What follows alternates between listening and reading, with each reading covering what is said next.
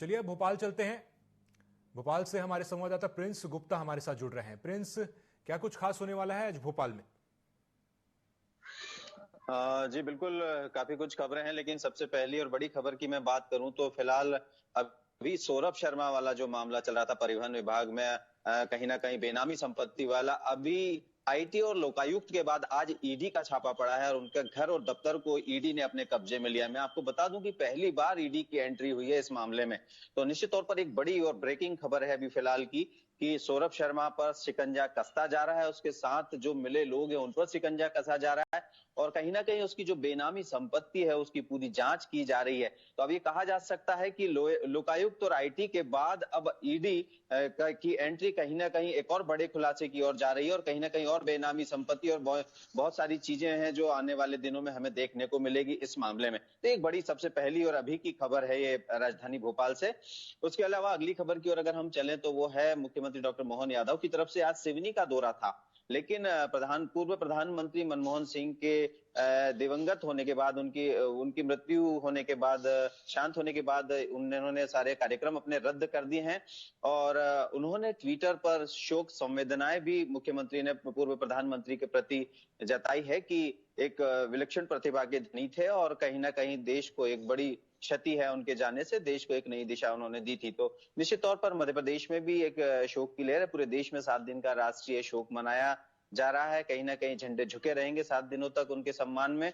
और हम कहें कि डॉक्टर मनमोहन सिंह आर्थिक नीतियों के बड़े जानकार माने जाते थे, विश्व स्तर पर उनकी अपनी एक साख थी। तो मध्य प्रदेश में भी कहीं ना कहीं जब वो प्रधानमंत्री थे तो उनकी नीतियों को लागू किया गया था और उन नीतियों के चलते ही मध्य प्रदेश ने कई आयाम गढ़े थे। तो निश्चित तौर पर आज दोनों ही मुख्य दल कहें तो कांग्रेस के अंदर तो शोक की लहर है ही है, वहीं भारतीय जनता पार्टी और तमाम बड़े नेताओं ने उनके प्रति शोक संवेदनाएं मध्य प्रदेश के जितने भी नेता हैं उन्होंने अभिव्यक्त की है और निश्चित तौर पर कहीं ना कहीं एक देश के प्रति बड़ी क्षति बताई है। अगली खबर की ओर अगर हम चलते हैं तो वो है सड़कों से जुड़ी हुई।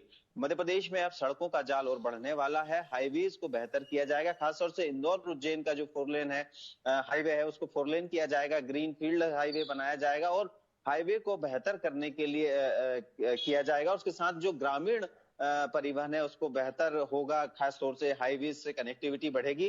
तो राज्य सरकार का एक बड़ा फैसला ये भी है कि जहां जहां पर भी कहीं सड़कों की दिक्कत है या कहीं हाईवेज नहीं है या लोकल स्टेट हाईवेज नहीं है उनको डेवलप करके बेहतर किया जाएगा ताकि ग्रामीण क्षेत्रों में परिवहन की सुविधा बेहतर हो, आवागमन बेहतर हो, रोजगार के नए अवसर सृजित हो, ताकि परिवहन बेहतर होगा तो सारी चीजें होंगी। तो इस तरह से सरकार और सिंहस्थ को, खासतौर से मैं उज्जैन की बात करूं तो सिंहस्थ को ध्यान में रखकर भी खासतौर से तैयारी की जा रही है और उज्जैन को चारों तरफ से जोड़ने की कोशिश सरकार की है और ये उसी कड़ी का एक मामला है कि उज्जैन से इंदौर के बीच एक ग्रीन फील्ड हाईवे भी बनाया जाएगा।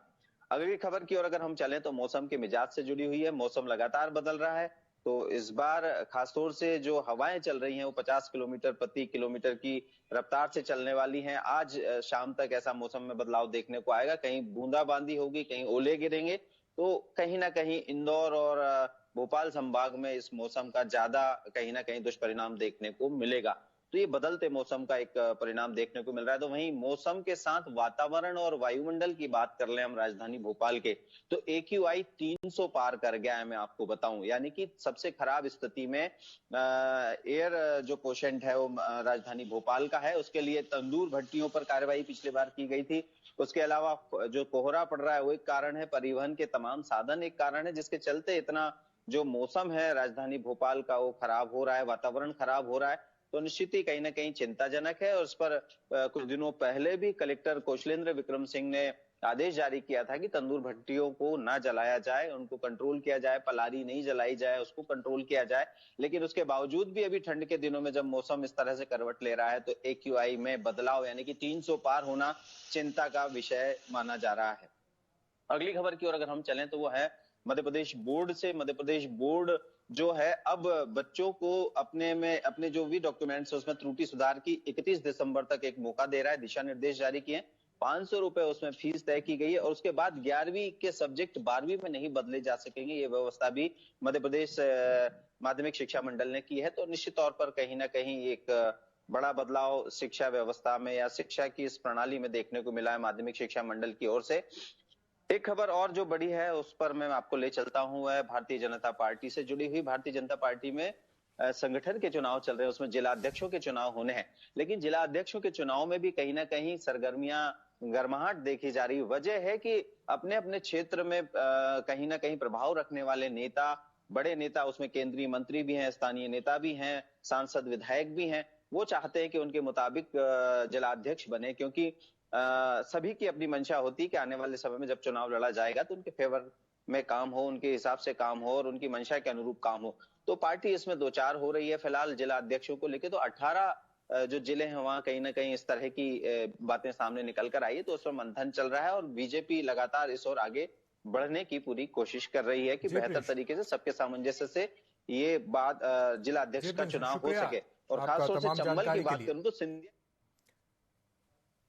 शुक्रिया आपका तमाम जानकारी के लिए। मध्य